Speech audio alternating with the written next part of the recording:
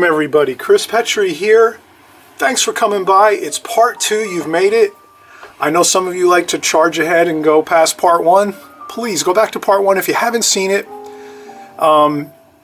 It's going to cover all the contour drawing that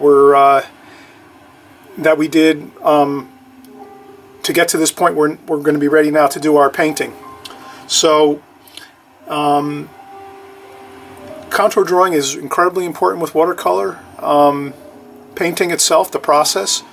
So please go to part 1 if you haven't watched that yet, and then you can continue on here, because it really does build up the foundation of how we're going to get to the point of getting our design for our painting, and then eventually now we're going to go ahead and paint it. And woo, we're painting! Yes, everyone gets excited. You want to paint? I want to paint too. I'm always excited to paint. So in the process of painting, though, we have to get that contour drawing really solid and really good. So let's do that. So part 1 if you haven't seen it, and then you come back to part 2. Alright, so this is the painting. This was a sketch. Just recapping from part 1. This was a sketch I did on vacation at a watercolor workshop with Charles Reed a couple weeks ago. And beautiful boat scene in the harbor. This is a fishing area. This is Rockport, Maine in the United States, right north of Rockland, Maine, where our workshop was. And we just had tons of great atmosphere to paint and to draw and create some really great works of art here in our sketchbook. So this is our sketchbook, and I just parked. It was a park. I went down, I parked my car. There was some really nice benches there, some park benches. I sat down on a park bench, set up my watercolor pail and my brushes, and I got my pad of paper here, my sketchbook, and I just did a quick drawing. And there was many boats in this harbor, but I just decided to do 2 just to simplify the scene, make it a little more simple, so that I can get it done in a good amount of time where I'm not spending too much time there. I had some things I had to do, so I couldn't spend hours and hours there. So this took me maybe 20 minutes to draw and about an hour to paint, not even, maybe 20 minutes to draw and 30 minutes to paint. So that's the extent of doing this. You can replicate the same idea. We're going to paint this right now. Again, part 1 is going to catch you up on all the drawing and how we thought about the design of this, and then of course now we're going to do the painting. So we'll move along here and we'll look at our palettes. You can do different palettes. This one here I find is a really interesting palette. This one, a little more room to do a little more colors. So here, this palette is, I made some custom wells here. I divided the wells into compartments with I trimmed a little piece of credit card to divide some of the larger compartments, and then you can buy these online, the small individual wells, plastic wells. You can buy these, the large full pan or half pans. So the half pans are these square pans, and then the full pans are these. And then you can customize it if you want. Like I said, you could trim a little piece of credit card and crazy glue the credit card strips into the pans to adjust, you know, how much paint you want in each division of the pans. So we have that. If you have to have your large palette and you can't do without it, that's fine too. So this is the large palette. This is something I use on a continual basis, a larger size palette, especially if we're doing larger paintings. If you're going to do a larger painting, you want to have a little more room with your palette to mix and to, you know, have more room and not feel so like boxed in. And what I'll actually use today, I'm going to use the same palette I used on location when I painted this painting. And this is a even a smaller version yet, but it has all the my basic colors that I use. And this one's great. And it's also great for doing demonstrations here online, so I won't be blocking out the painting so much with my palette. Okay, now before we start painting, just another reminder. 60% of our time we contour draw, 40% of our time we paint.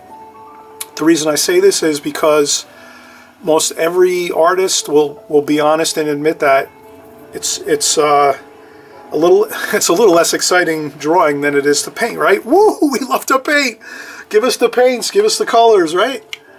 That's way more exciting than contour drawing, but we have to contour draw actually to make sure our skills of drawing are coming along really well. So let's make sure.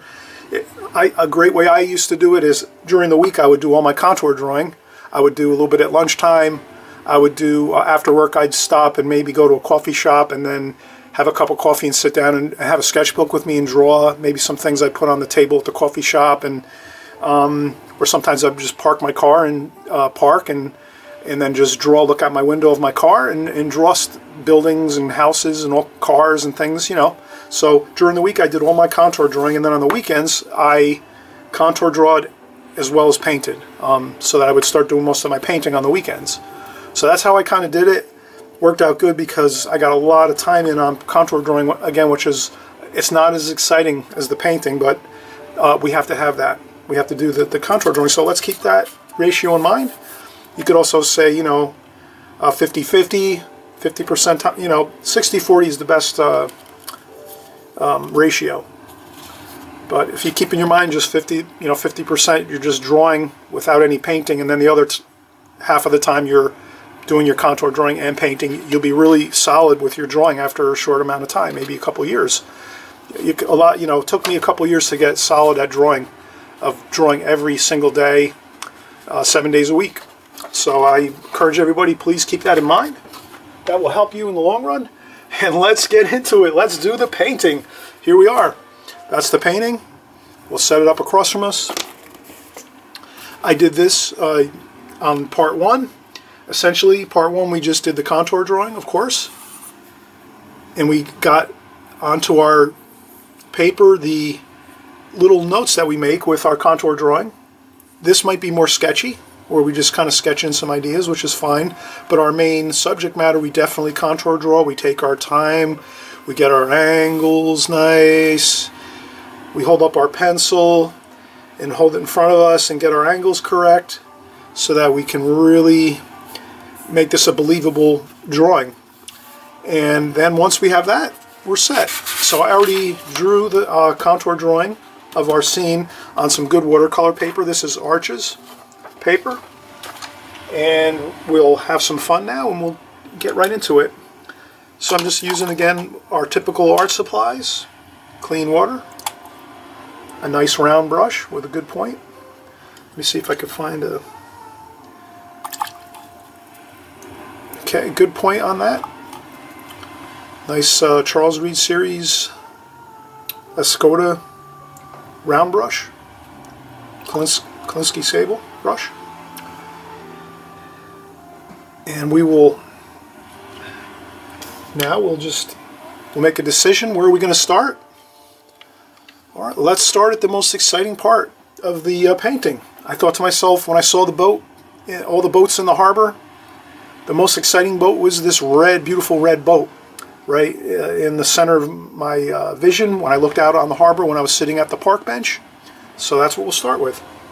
We'll go in, we'll get some cadmium red, and then really what we'll do is we'll just...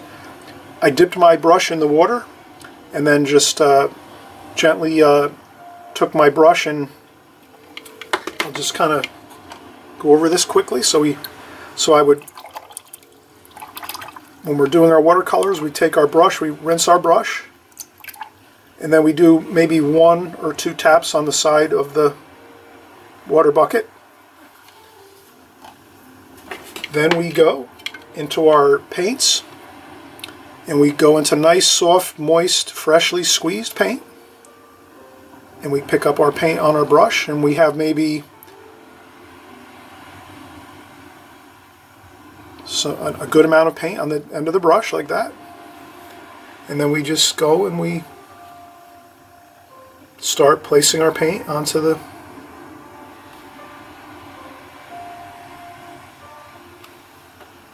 paper. Then I do the same thing. I just rinse my brush in the water bucket. Now I'm going to pick up a little bit of Alizarin Crimson just to change the color a little bit. So I go right in and I get the paint on the tip of the brush.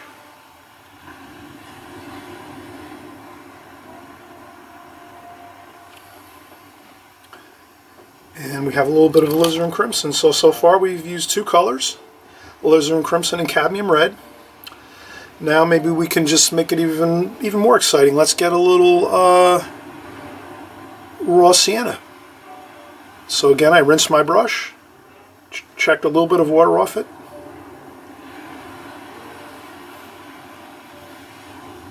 And then we just did a touch of some raw sienna, and then let's go right back straight into the, we won't rinse our brush, we'll go straight into the red again, the cadmium red.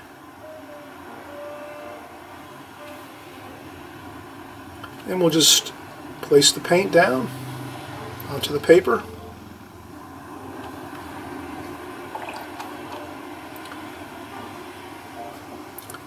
And now maybe for some variety, I will rinse my brush. Then I will take some tissue, check a little bit of the water off the brush with some tissue after I rinse the brush.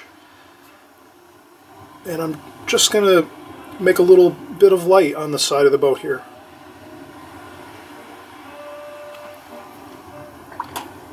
That's some light bouncing onto the boat a little bit from somewhere.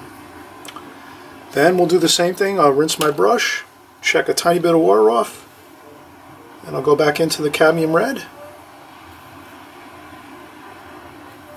and we'll place the paint right down onto the paper.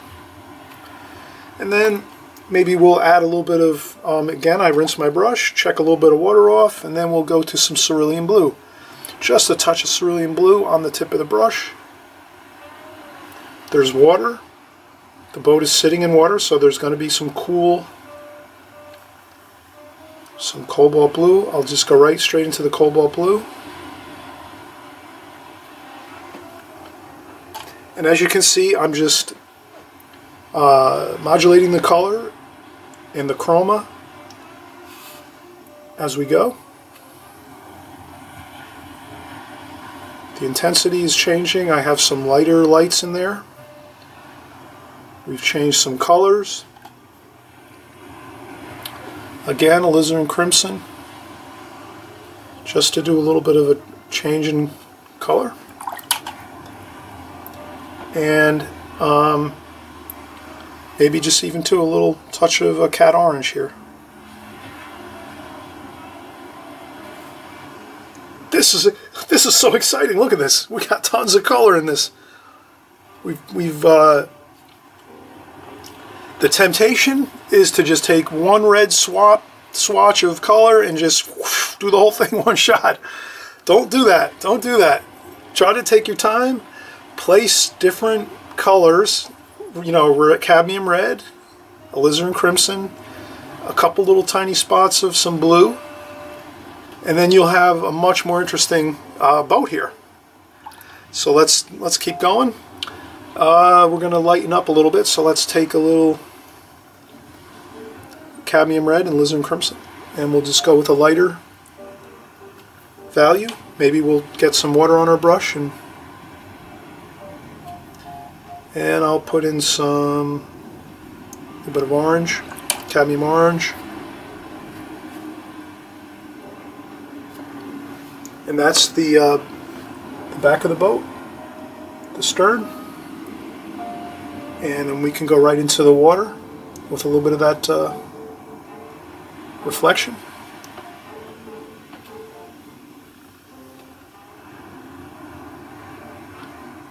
There we go.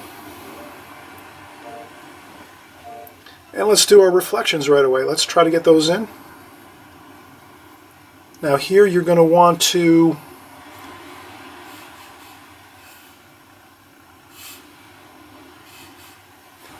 put a touch of the red in the water. Then we can go in and we'll make a little dark. It always looks good for a little bit of dark for the shadows. So some burnt umber, French ultramarine blue, burnt umber, a little bit of burnt sienna. So we're just making a really nice dark here. And then we'll go along the bottom of the boat and we'll try to get that nice shadow across the bottom of the boat. And then we'll also try to keep in mind that we know we're going to make the water blue, and maybe we're going to also make the water a little bit of green. We're going to put some green in there, some viridian green in the water. That's always an interesting little addition to some watercolor. Instead of just making it completely blue, we'll go with a little bit of the green, the viridian green. So let's do that. We'll mix a little bit of viridian green, called viridian, and some French ultramarine and some cobalt blue, some cerulean, and we'll get that into there too as we go. Leave some whites, though it's always good to leave some white color. And then this way now we've really got some nice warm and cool colors beneath the boat where the shadowing is. We made sure to definitely bring some red down into the water. We left a little bit of whites. And that's really a really solid start here. And then now, let's keep going on the boat. And we'll switch to a smaller brush to do some of the details on the boat. So on the boat, I'm going to just keep using the colors we started with. So let's go in here and we'll just do some really dark darks. Maybe we'll add in some raw sienna.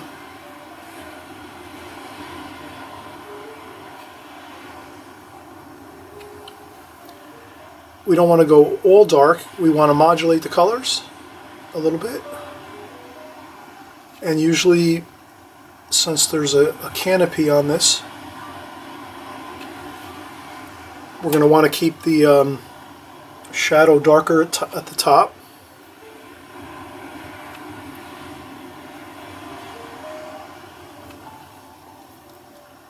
So we carefully just place our paint for our windows. And we'll continue, and we'll go right into those darks. We'll add a little bit of raw umber. And we'll try to get some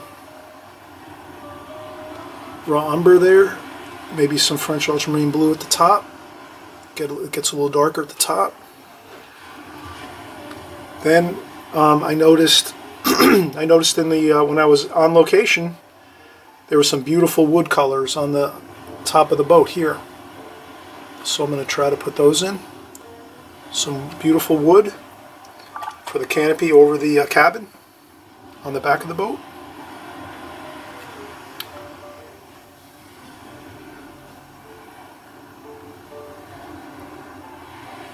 And then here I noticed it's never too late to do a few details if you think you might have had an issue with something. So here I'm going to put a line because the exhaust is coming up here. So the exhaust would be going down into the cabin area and then down into the engine compartment back here. So let's leave a little bit of freedom for ourselves to go back in with our pencil and change something. You can do that. Don't ever feel you can't adjust things as you go in your painting. If you see something you want to adjust, you can do it. And then here, let's we've got our windows in. We're looking good there. We're going to do a tiny dark over here in the front area of the boat. You'll notice that in the painting, I've done some middle tonal values here and there on the boat. So let's let the boat sort of dry, the darks that we just did, and then we'll go in and we'll get some of those variations in the lighter tonal values.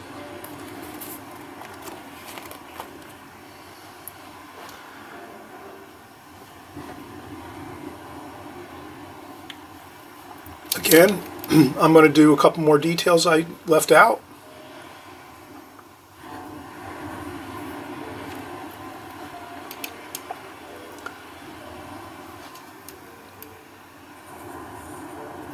Antenna.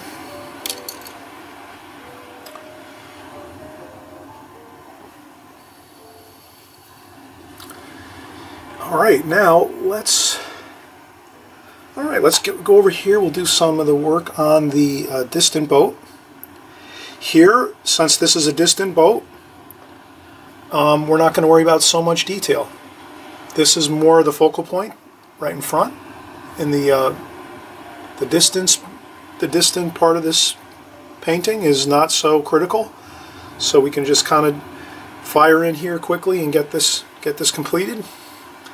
The other boat in the distance, I noticed there's a little red stripe, so I'm going to try to give it a little bit of excitement.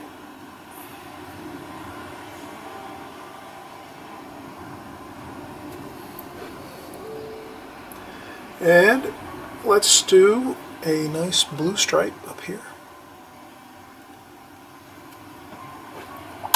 And the shadow will be over here.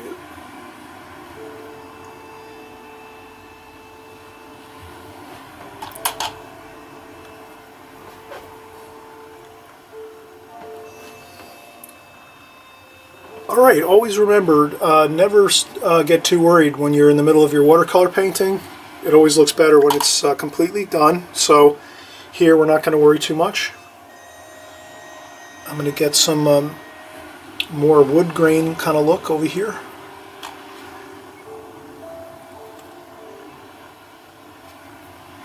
And I see a blue barrel.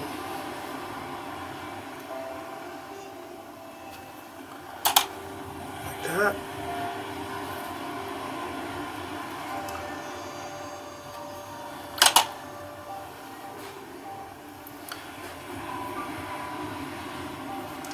I'm adding some more red in the reflections.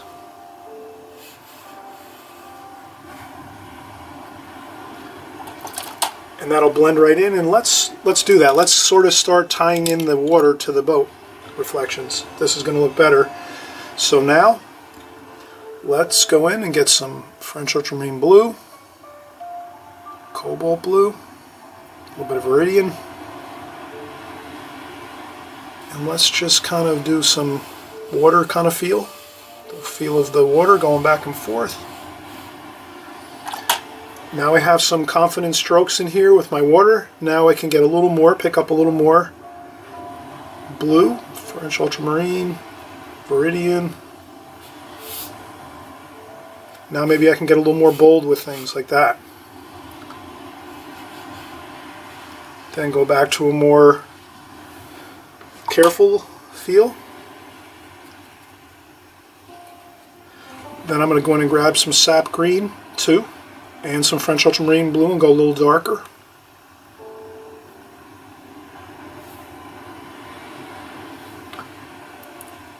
And then even darker yet, a little bit of burnt sienna in there.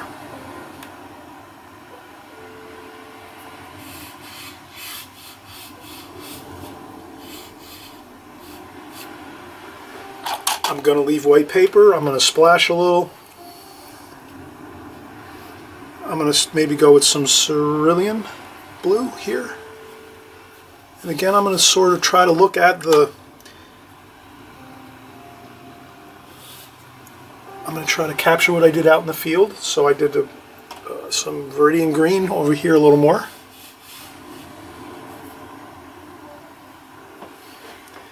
Then to accentuate the color of the, or the white of the boat,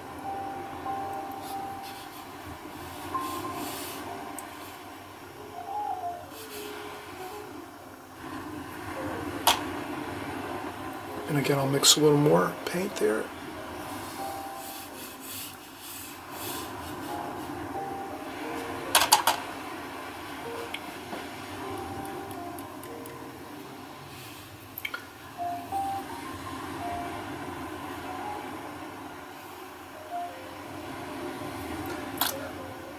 If you get a little bit of color mixed in where you didn't want it, no big deal.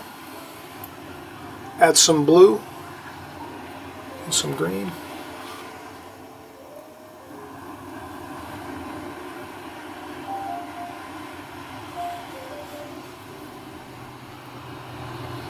Then I'll go back in some burnt sienna, some French ultramarine blue,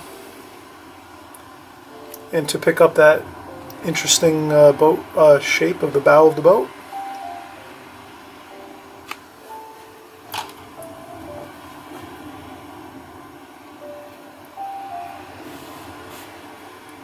And then I'll just go in and do some blues and greens.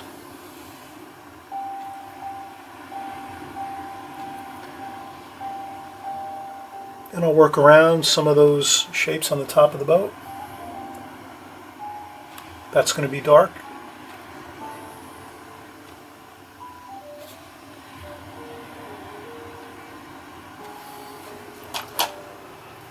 Alright, so you can see we pretty much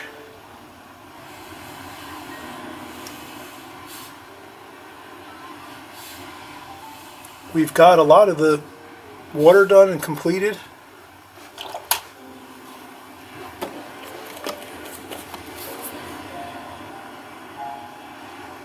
Here in the studio it's a little more controlled. So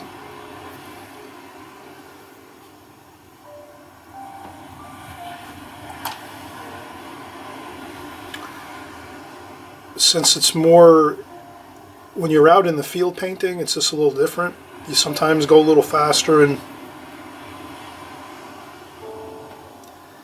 here I could have left a little bit of white underneath this boat.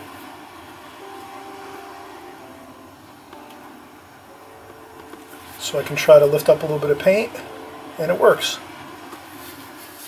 And then all I have to do is, once this dries, or even I can do it probably now, go to a smaller brush, get some really dark French ultramarine blue, burnt sienna, and some Viridian.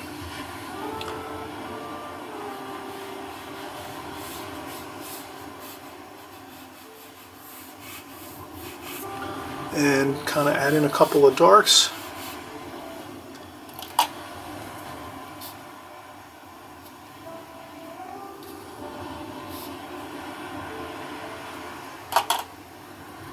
And I can get back that shadow, that reflection of the boat.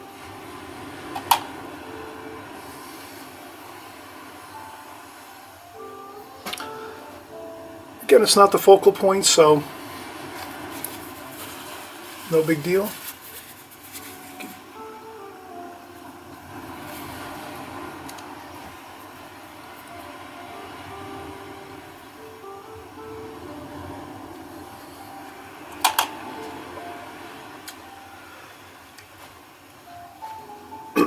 Now, let's get right in. We'll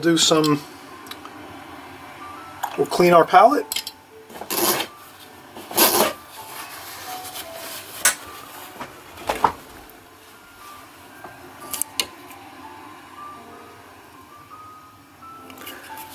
Alright, so we'll clean up, we'll get some fresh paint going. I need to squeeze out some more paint. Let's clean up the palette here. So let's come back, we'll do part 3. We'll have to do a part 3 on this. I don't want to completely rush this too much.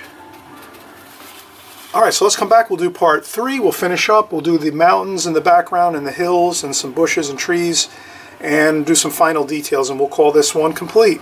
Alright, come back, part 3. See you in just a few.